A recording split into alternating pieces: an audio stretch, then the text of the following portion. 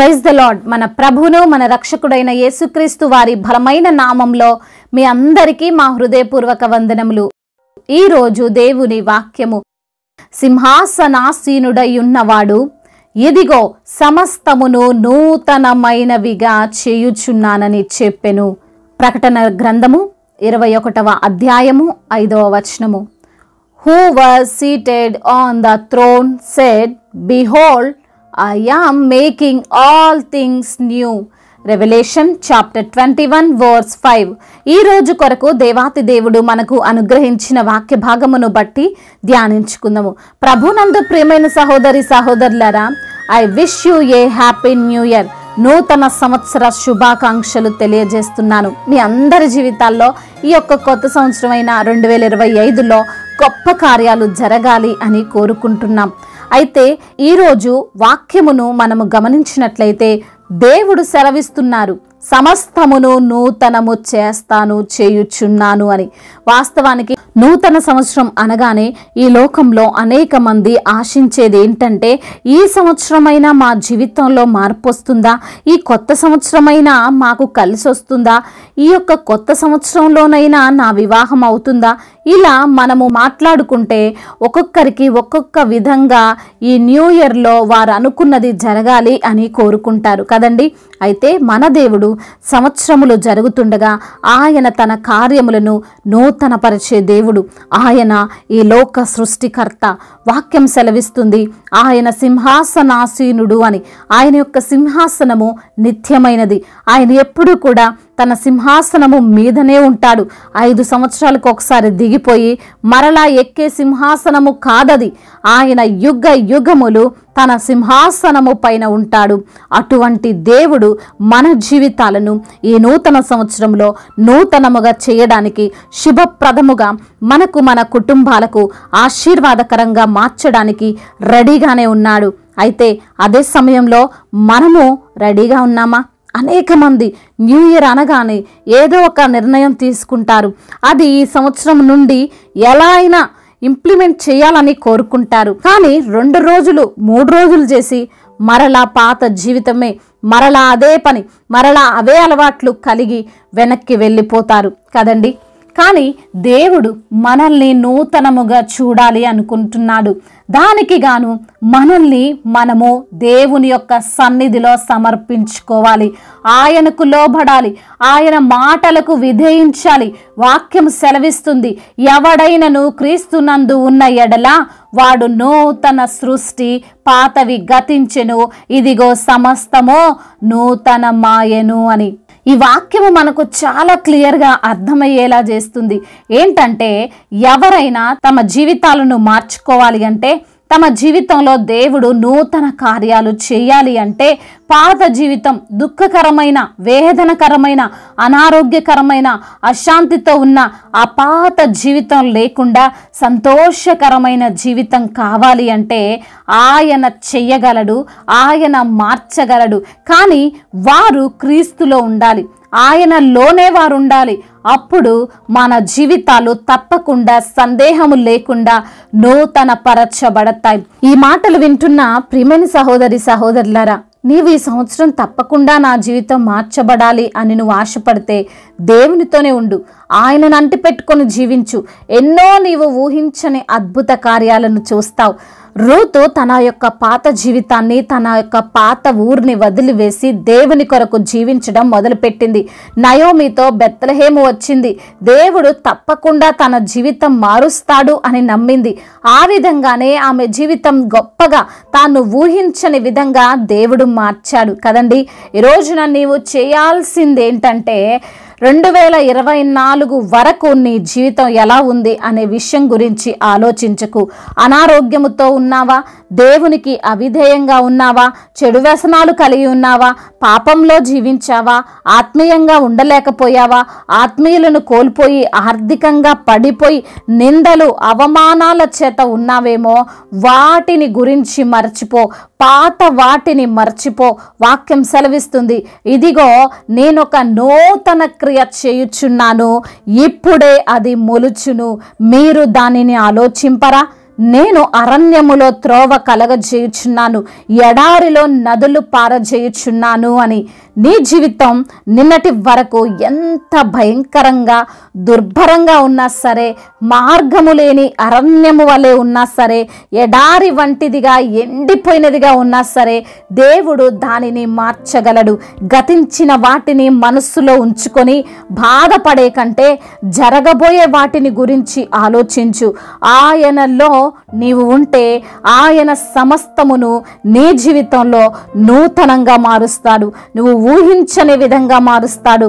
కాబట్టి ప్రియమైన సహోదరి సహోదరులారా, ఈ నూతన సంవత్సరంలో నీవు తీసుకోవాల్సిన నిర్ణయం ఏంటంటే దేవునిలో ఉండడమే. అది చాలు. ఆటోమేటిక్గా అన్నీ మార్చబడతాయి, అన్నీ చెక్కబడతాయి.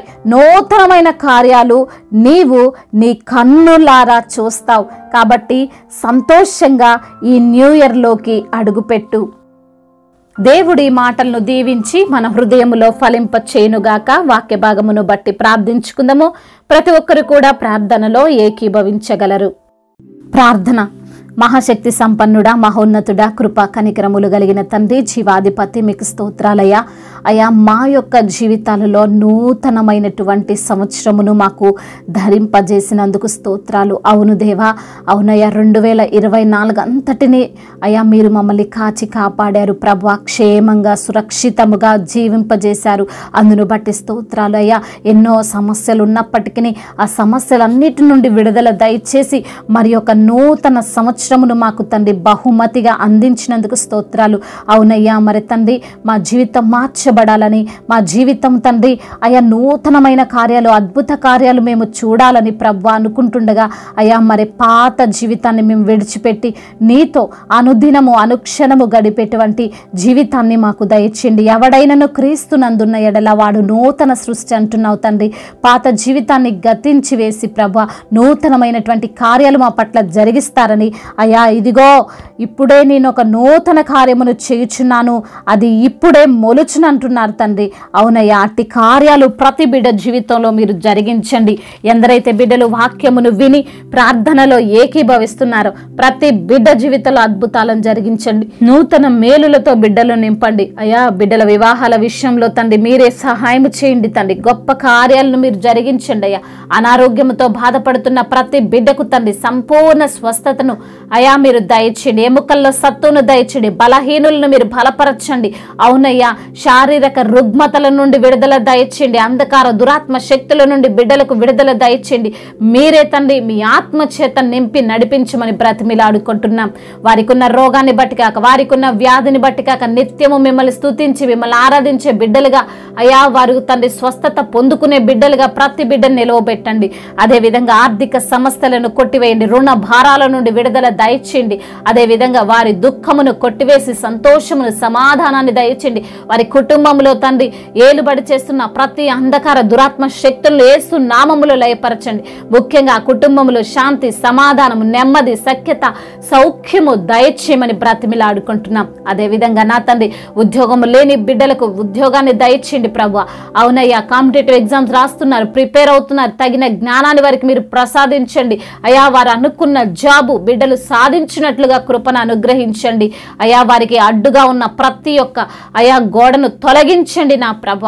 మీరే బిడ్డలకు తోడుగా ఉండి నడిపించండి అయ్యా. రక్షణ లేని బిడ్డలకు రక్షణను, మారు మనసు లేని బిడ్డలకు మారు మనసును దయచేయండి నా తండ్రి.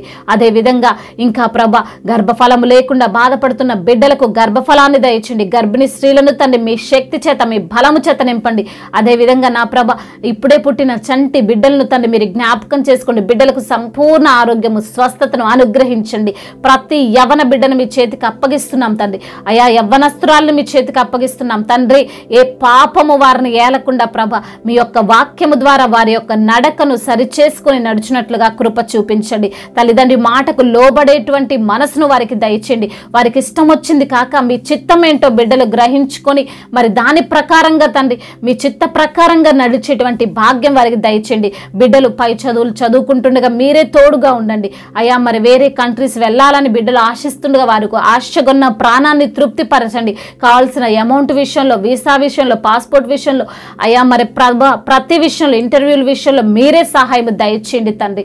అదేవిధంగా నా తండ్రి చిన్న బిడ్డలందరినీ కాచి కాపాడండి. బిడ్డలు మరి ప్రభా స్కూల్కి వెళ్తుండగా వస్తుండగా ప్రభా రాకపోకల్లో మీరు తోడుగా ఉండండి అయ్యా. మరి కష్టాల్లో, నష్టాల్లో మరి తండ్రి అయ్యా మరి వ్యాపారాల్లో నష్టపోయిన స్థితిలో బిడ్డలు ఉంటుండగా ప్రభా మీరు వారిని లేవనెత్తండి నా తండ్రి. మీరే సహాయము దయచేయండి అయ్యా. రైతులను దీవించండి ప్రభా. వారు వేసిన పంట సమృద్ధిగా పండడానికి కృపను అనుగ్రహించండి అయ్యా. చేతి పని చేసుకునే వారిని దీవించండి. నిశ్చయముగా నీ చేతుల కష్టార్జితం నీవు అనుభవించదవన్న వాగ్దానము వారి జీవితంలో నెరవేర్చమని బ్రతిమిలాడుకుంటున్నాం తండ్రి. కోర్టు సమస్యలు, ల్యాండ్ సమస్యల నుండి విడుదల దయచేయండి. అదేవిధంగా నా తండ్రి అధికారులందరికీ మీరు తోడుగా ఉండండి ప్రభా. అయా మరి తండ్రి అయా మీ యొక్క చిత్త ప్రకారంగా వారు తండ్రి అయా ఈ యొక్క దేశాన్ని ఏలుండకు సహాయము దయచేయండి ప్రభా. ఇతర దేశాల్లో ఉంటున్న ప్రతి బిడ్డ నిమిత్తం ప్రార్థిస్తున్నాం అయా. బిడ్డలకు మీరు తోడుగా ఉండండి అయ్యా. ఒంటరిగా ఉంటుండగా ప్రభా అయా మరి తండ్రి బాధలు అనుభవిస్తుండగా వారికి ఉన్న శ్రమల నుండి, బాధల నుండి విడుదల దయచేయండి అయ్యా. ముఖ్యంగా తండ్రి కుటుంబంతో కలిసి సంతోషంగా వారు జీవించినట్టుగా కృపను అనుగ్రహించమని బ్రతిమలాడుకుంటున్నాం. ఇంకా ప్రభా అయా చెప్పుకోలేనటువంటి బాధలు, విరిగి నలిగిన హృదయముతో మీకు మొరపెడుతున్న బిడ్డల యొక్క మొరను మీరు ఆలకించమని అయ్యా. మీరే బిడ్డలకు సమాధానమును అనుగ్రహించమని, వారి జీవితంలో సంతోషమును ప్రసాదించమని బ్రతిమిలాడుకుంటూ ఇంతవరకు చేసిన ప్రార్థన అంతటిని మీ పాద సన్నిధిన చేర్చుకోమని మా నాథుడు, సర్వశక్తిమంతుడు, సజీవుడైన యేసుక్రీస్తు వారి బలమైన నామంలో ఈ ప్రార్థనను అడిగి వేడుకొని పొందుకొని ఉన్నాము మా ప్రియ పరలోకపు తండ్రి. ఆమేన్. ఈరోజు పెళ్లి రోజు మరియు పుట్టినరోజు జరుపుకున్న వారందరినీ కూడా దేవుడు దీవించి సకల మేలులతో, ఆశీర్వాదములతో, కృపాక్షేమములతో, శాంతి సమాధానముతో దేవుడు మిమ్మల్ని నింపునుగాక. మీ యొక్క ప్రార్థన అవసరతలను మాకు తెలియజేయగలరు. మీ కొరకు మేము తప్పక ప్రార్థిస్తాము. మొదటిసారిగా మన యొక్క ఆదరణ వాక్యం చూస్తున్నట్లయితే తప్పకుండా సబ్స్క్రైబ్ చేసుకోగలరు. ఈ వాక్యం మీకు ఆశీర్వాదకరంగా ఉండినట్లయితే అనేకులకు కూడా ఈ వాక్యాన్ని పంపి మీరు కూడా దేవుని యొక్క రాజ్య సువార్తలో పాలుభాగస్తులు కావాలని దేవుని పేరిట మనవి చేసుకుంటున్నాను. May God bless you all. దేవుడు మిమ్మల్ని బహుగా దీవించి విస్తరింప చేయునుగాక.